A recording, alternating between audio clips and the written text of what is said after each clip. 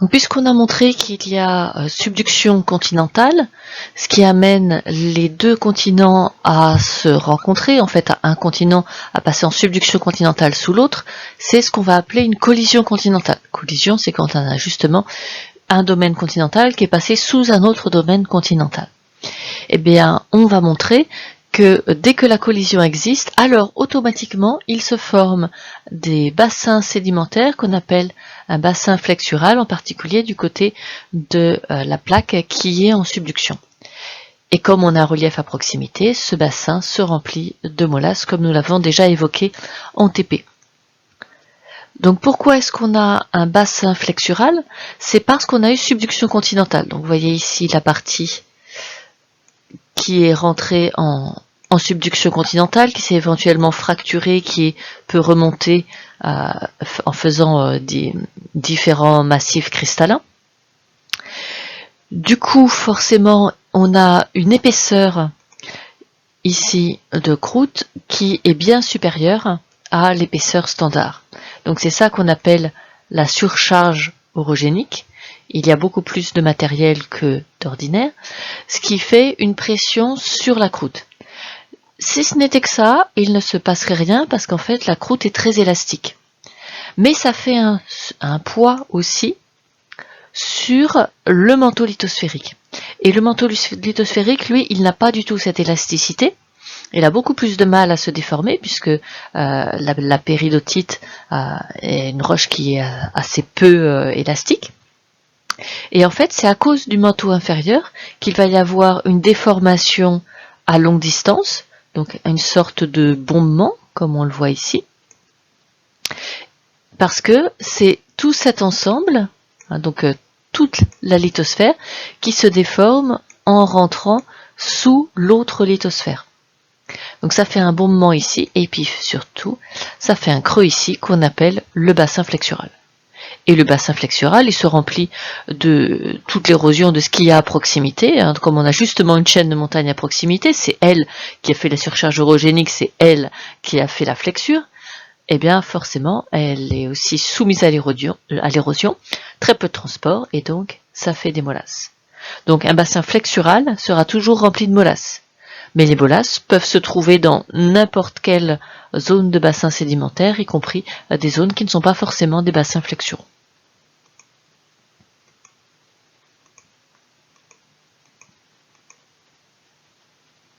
Donc on a dit qu'une molasse, c'est simplement un sédiment qui est peu trié, il y a toute taille, il n'y a pas de granoclassement, et donc puisqu'il n'y a pas de tri, c'est qu'il y a très peu de transport. Dans cette animation, on va voir les bombements et les flexurations de la lithosphère dues aux orogénèses alpines et pyrénéennes, et voir les interactions entre elles. Donc d'abord on a les Alpes en rouge un bombement, ensuite le bassin molassique suisse en creux, les creux sont représentés en bleu, puis à nouveau le Jura qui représente une bosse, et puis ensuite la Bresse qui représente un creux. Et les bombements s'atténuent au fur et à mesure. Il y a aussi les creux des fossés rhénans et de la Limagne que nous verrons dans les bassins sédimentaires. Le Massif central, lui, est en bosse, ce qui est indirectement à l'origine de la formation des volcans. Le bassin parisien présente des creux à certains endroits, donc on a une sorte d'ondulation de la lithosphère qui s'amortit au fur et à mesure que l'on s'éloigne de la chaîne de montagnes en partant des Alpes.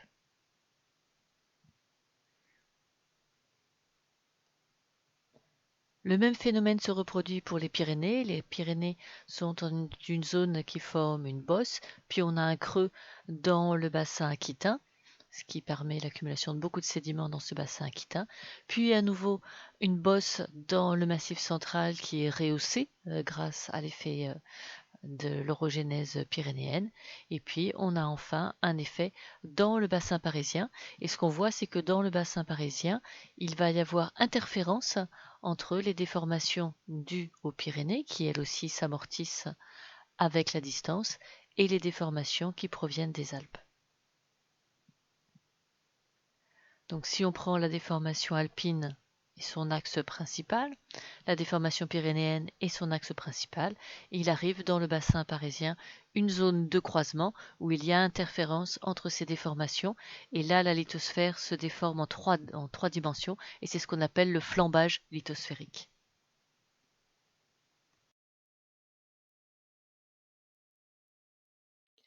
Dans le tout premier cours de l'année sur la rhéologie, on avait décrit justement cette fameuse flexure, montrant comment il y avait des bombements et des flexures. Donc je vous avais proposé ce schéma que vous pouvez réutiliser en insistant bien sur le fait que c'est toute une lithosphère qui fait cette flexure, puisque la flexure est largement attribuable au manteau bien plus qu'à la croûte, et en insistant ici sur le fait qu'il y a une subduction continentale qui est à l'origine de ces bombements et de ces flexures. Et nous avions déjà sur ce schéma placé la Bresse, ici, placé le Jura des plateaux, le Jura plissé, une représentation un petit peu plus simplifiée que tout à l'heure, le bassin molassique suisse, une couverture sédimentaire déformée et un massif cristallin, probablement externe vu l'endroit où il a été dessiné.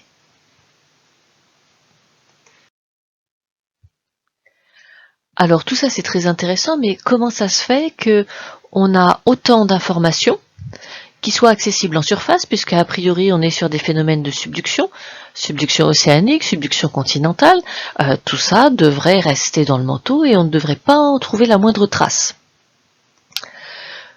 Donc pour ça, il va falloir qu'on explique le phénomène d'exhumation, comment est-ce que ça remonte à la surface, et comment ces fragments se détachent et ne sont pas emportés avec tout le reste en profondeur et remontent par ce phénomène d'exhumation. Et quand ils retournent, comment ça se fait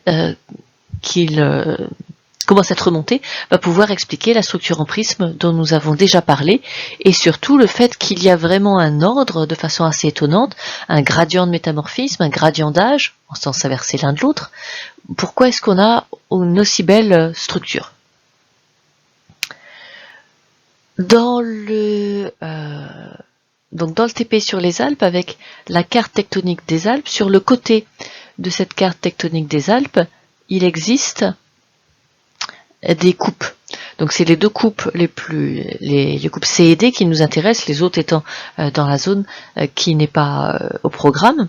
Donc celle que nous utilisons beaucoup, c'est la coupe D, c'est même celle que je vous ai fait faire en schéma, et puis on a une coupe aussi un petit peu plus au nord. Et donc ce que l'on repère, c'est qu'il y a des structures qui s'empilent.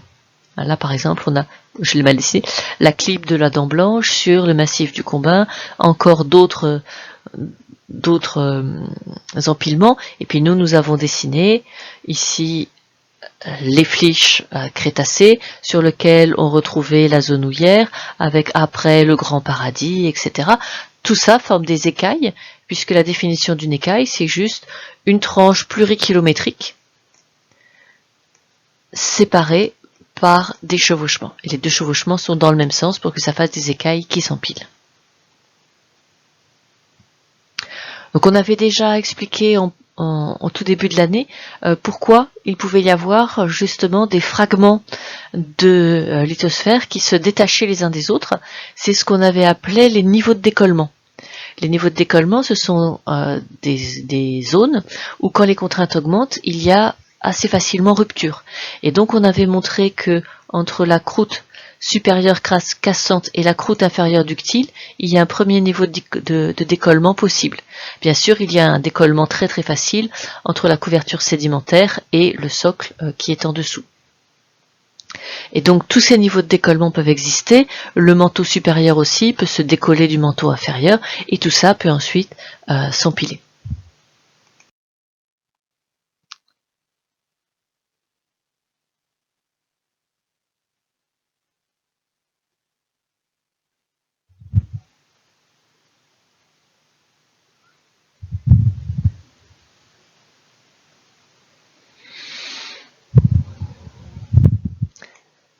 Donc là c'est simplement pour que vous voyez mieux. Donc ici le trait de coupe de la coupe D, celle que nous utilisons le plus fréquemment, et la coupe que nous avons déjà largement schématisée.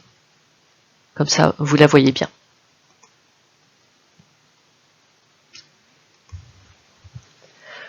Donc à l'extérieur, on a le Jura qui est une couverture sédimentaire, le bassin molaire. Donc nous avons deux problèmes à résoudre.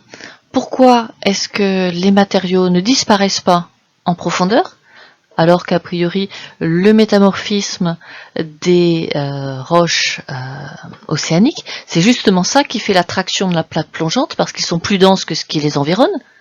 Donc s'il y a des morceaux qui se détachent et qui forment des massifs ophiolitiques, pourquoi est-ce que ces massifs ophiolitiques ils disparaissent pas en profondeur comme le fait la plaque plongeante? Et puis, deuxième problème, remarquez que ce n'est pas du tout désordonné. Donc ici, on a mis le diagramme pression-température. Vous avez la disposition dans l'espace et vous avez l'âge. Remarquez qu'il y a un gradient de métamorphisme, donc on n'a pas tous les faciès dans tous les sens de façon complètement désordonnée. Et si on prend l'océan, ce n'est pas du tout désordonné du tout, puisque si on suit la chronologie, on a aussi les matériaux qui sont dans leur ordre chronologique. Pour les massifs cristallins, c'est un petit peu différent, leur histoire est souvent un petit peu plus compliquée, mais nous on va essayer simplement de proposer un modèle dans lequel les massifs ophiolitiques ne disparaissent pas et remontent de façon ordonnée. Donc on vous propose en dessous ici un schéma. Alors je n'aime pas beaucoup ce schéma parce qu'ils ont fait une croûte de 8 km d'épaisseur, ce que je trouve un petit peu embêtant. Néanmoins, il a des qualités, c'est-à-dire qu'il permet de bien replacer les différents faciès. Le faciès schiste vert d'abord, ensuite le faciès schiste bleu et enfin le faciès éclogite. Et donc, comme on l'a dit, à partir du faciès schiste bleu, mais encore plus du faciès éclogite, tout ce qui est croûte océanique est plus dense que le manteau supérieur parce que le manteau supérieur est hydraté et que c'est ça qui fait le mécanisme de traction de la plaque plongeante et qui fait qu'on a subduction. Donc a priori, si j'ai un petit morceau, le futur viso, qui se détache de cette plaque océanique, eh bien s'il est plus dense que le reste, pourquoi ne part-il pas en profondeur? Et pareil pour le schiste bleu, puisque les éléments du faciès schiste bleu ont aussi une densité qui est un tout petit peu plus forte que celle du manteau supérieur. Alors quand on dit ça, c'est que on oublie la tectonique. On oublie que ici, on a une plaque qui se déplace vers le bas, contre un manteau qui lui ne bouge pas. Donc en fait, du point de vue relatif, vous avez un cisaillement entre les deux. Imaginons qu'on ait un bloc, qui est donc un bloc d'ophiolite, qui se soit détaché de la plaque. Si on oublie la tectonique, on pense que simplement par la gravité, il va tomber vers les profondeurs parce qu'il est plus dense que ce qui l'environne. Maintenant, si vous rajoutez de la tectonique, donc pour faire ce cisaillement, je vous incite à prendre un sandwich et à y mettre un massif ophiolitique sous la forme d'une olive non dénoyautée. Vous repérez bien la position de l'olive dans votre sandwich et puis ensuite vous faites glisser la partie supérieure et la partie inférieure de votre sandwich.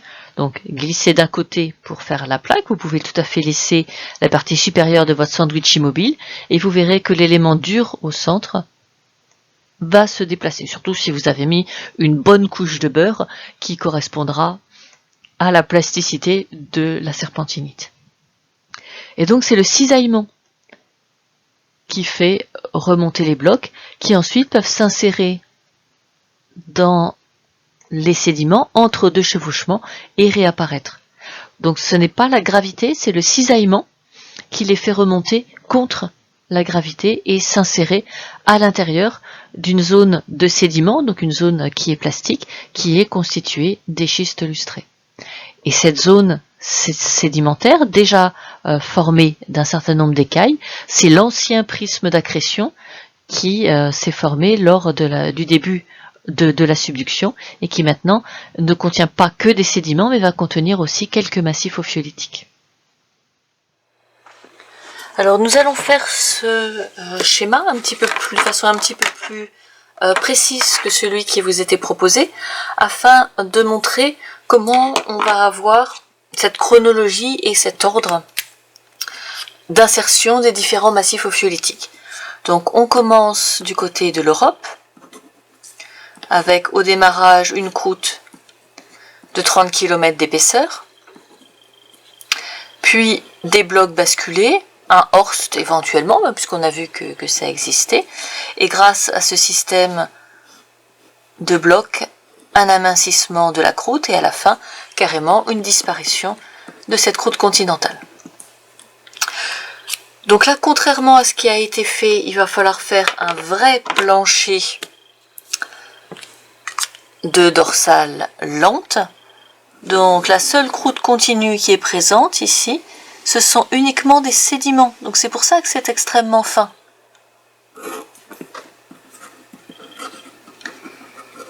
Et puis ensuite, la seule chose que l'on a, ce sont des petites poches. Donc soit de méta-basalte, soit de méta-gabbro, soit des deux. Et pour ici, le code couleur est assez clair, on est dans le faciès schiste vert. Donc avec beaucoup de minéraux hydratés, ayant des formules dans lesquelles on a à la fois de l'eau et du sodium. Puis on passe dans le faciès schiste bleu.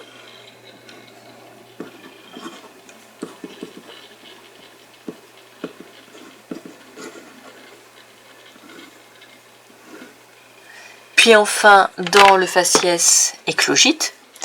Et là, dans ce faciès éclogite, il n'y a pas de groupement alcool. Donc forcément, les réactions chimiques font disparaître les groupements alcool, fournissant de l'eau qui diffuse du côté de la plaque chevauchante. Ce qui fait qu'en face, on n'a pas de la péridotite classique, mais on a quelque chose de beaucoup plus ductile, qui est de la serpentinite. Et donc cette zone dans laquelle on a de la serpentinite, c'est ça qu'on appelle le canal serpentineux.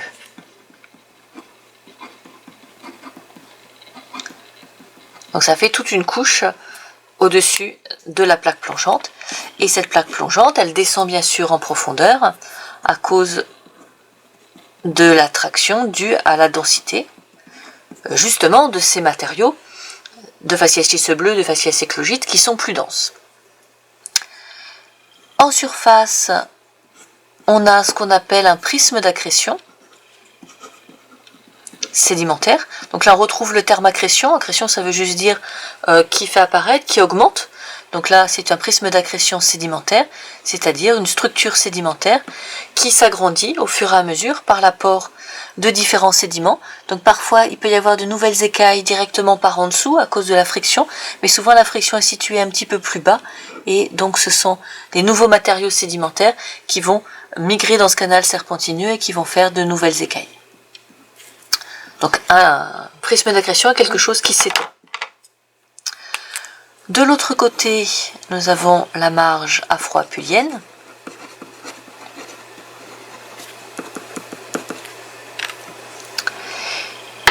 Et donc essayons de comprendre ce qui se passe en termes de chronologie. Donc d'abord, indépendamment des phénomènes de subduction, nous avons le mont Chenaillé, que l'on retrouve ici. Le mont Chenaillé n'est jamais rentré en subduction. Donc c'était un morceau de cette lithosphère qui directement est passé sur le domaine continental sans jamais rentrer en subduction. Donc ça, c'est ce qu'on appelle une obduction. Ici, ça concerne qu'un petit massif ophiolitique, mais si ça concerne toute une région, vous avez le cas de l'ophiolite d'Oman, extrêmement célèbre, parce qu'on a toute des centaines de kilomètres de croûte océaniques qui sont passés en domaine continental et qui permettent donc d'étudier une grande ophiolite. Intéressons-nous maintenant à la subduction. Donc prenons un massif qui aujourd'hui est situé côté ouest du Queyras. Donc c'est un massif qui s'est détaché. A priori, sa densité est plus importante que celle de la serpentinite qui l'entoure, donc à cause de la différence de densité, il doit tomber par la gravité, il doit être emporté vers le fond. Et effectivement, si on ne fait pas intervenir de tectonique, il est tout à fait illogique qu'il remonte. Mais il y a de la tectonique puisque cette plaque descend par rapport à l'autre qui est immobile. Donc l'autre qui est immobile, en relatif, elle subit elle aussi un cisaillement dans l'autre sens. Et donc c'est l'expérience que je vous proposais avec le sandwich. Si vous faites un élément immobile, l'autre qui bouge, vous allez voir que les éléments, donc pour vous une olive non dénoyautée, va migrer grâce au cisaillement. Donc dans ce canal serpentineux, le mécanisme qui fait remonter le matériau, c'est le cisaillement.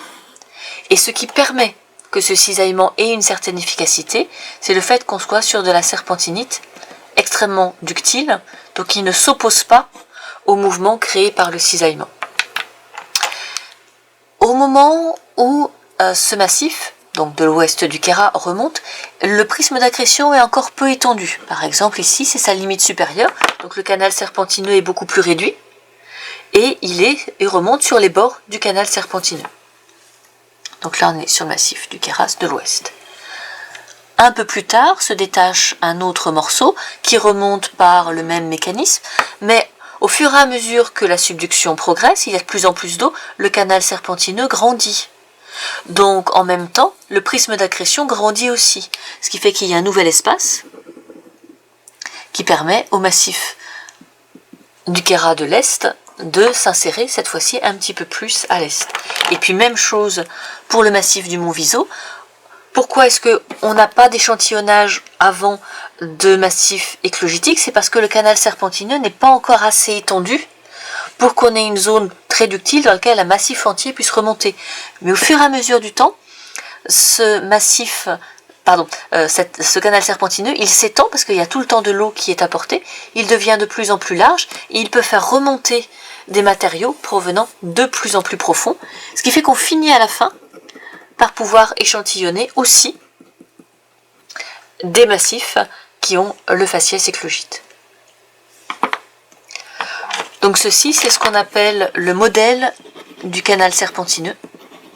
Et c'est un modèle d'exhumation, puisqu'on explique la remontée des massifs par le canal serpentineux.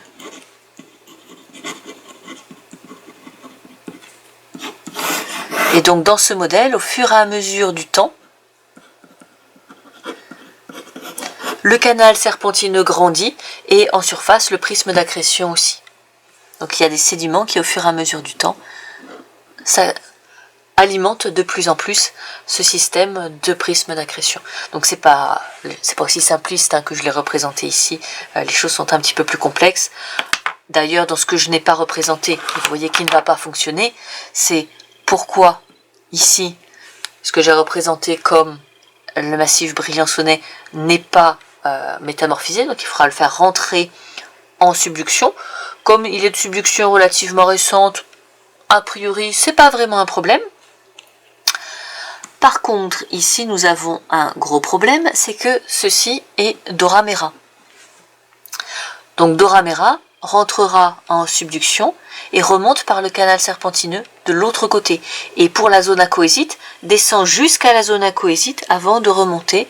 Donc une remontée qui est assez tardive quand le canal serpentineux est très développé, ce qui permet à la zone acoésite de Dora Mera de remonter et donc ensuite de remonter ici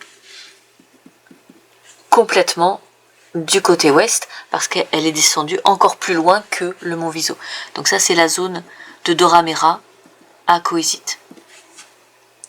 Par contre, ce qui ne marche pas du tout dans ce schéma, c'est la marge afro-apulienne. Telle que je l'ai dessinée, elle ne bouge pas, elle n'intervient pas, bien sûr, elle n'est pas métamorphisée. Donc il faudrait à un moment proposer une fracture de cette marge afro-apulienne, que la zone qui est dans la zone franco-italo-suisse casse, descende elle aussi et remonte elle aussi. Donc vous voyez que notre schéma est un peu simpliste, mais je pense que pour le niveau exigé, déjà on rentre dans des choses assez subtiles, donc on va s'arrêter là.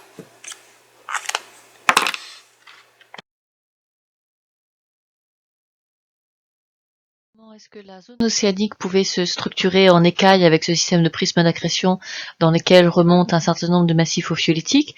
On peut montrer qu'il existe la même chose pour la croûte continentale, et c'est ce que ce modèle vous propose. Donc il propose un niveau de décollement, une fracturation dans cette croûte à cause des contraintes tectoniques, qui fait qu'ensuite ce bloc peut se déplacer par rapport au précédent et devenir l'écaille numéro 2, et ainsi de suite au fur et à mesure que cette croûte va se fragmenter et que les écailles vont s'empiler. Alors c'est un très joli modèle, mais c'est beaucoup trop simpliste. Donc pour les massifs cristallins externes qui ne sont pas métamorphisés, pourquoi pas, mais évidemment dans ce modèle nous n'avons pas les massifs cristallins internes qui eux sont descendus en subduction et remontent ensuite par le canal serpentineux. Mais de ce fait, ils forment eux aussi des écailles. Donc on a des écailles océaniques, on a des écailles de marge européenne, de fragments de marge européenne, plus ou moins métamorphisés, mais aussi des écailles de continents afro-apuliens, et tout ça s'empile, formant une sorte d'éventail. On parle parfois de structure prismatique en éventail, qui s'étale depuis le centre de la chaîne de montagne vers les deux côtés.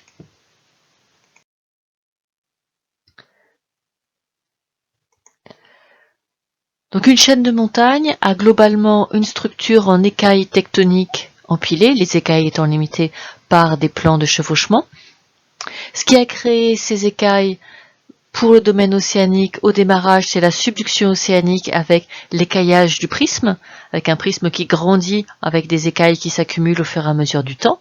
Et puis ensuite, il se passe à peu près la même chose pour le continent, si ce n'est que le prisme a tendance à croître par ajout d'écailles par-dessus à cause de toute la complexité du mouvement des sédiments à l'intérieur du prisme d'accrétion, alors que au contraire, le système continental s'écaille plutôt par-dessous. Quoi qu'il en soit, ce système d'écailles empilées finit par épaissir la croûte, donc par créer un surpoids qui fait une flexure de l'ensemble de la lithosphère, puisque la croûte toute seule aurait tendance à se déformer de façon complètement élastique et complètement plastique, se déformer totalement et ne pas avoir cette flexure à très longue distance. Et cette flexure à très longue distance est due au manteau. Du fait de cette flexure, il y a des ondulations, et dans ces ondulations, il y a aussi le bassin molassique qu'on trouve systématiquement du côté avant de la chaîne de montagne, du côté de la plaque qui est chevauchée. À l'aide d'un modèle assez simple, qui est le modèle de canal serpentineux, on explique la géométrie de la zone océanique, mais aussi de ce qui remonte à travers cette structure, qui peuvent éventuellement parfois être des écailles de croûte, qui peuvent remonter, aussi bien des écailles de croûte européennes que des écailles de croûte afro-apuliennes, ce qui explique que tout ce matériel soit très fortement métamorphisé, puisqu'il est descendu aussi en subduction, qu'il est remonté aussi par le canal serpentineux. Donc d'une façon un peu caricaturale, on peut dire que tout ce qui est à l'ouest du chevauchement pénique frontal est resté en surface et ne s'est empilé que par écaillage tectonique, et tout ce qui est à l'est de ce chevauchement pénique frontal est descendu en subduction et remonté par le canal serpentineux.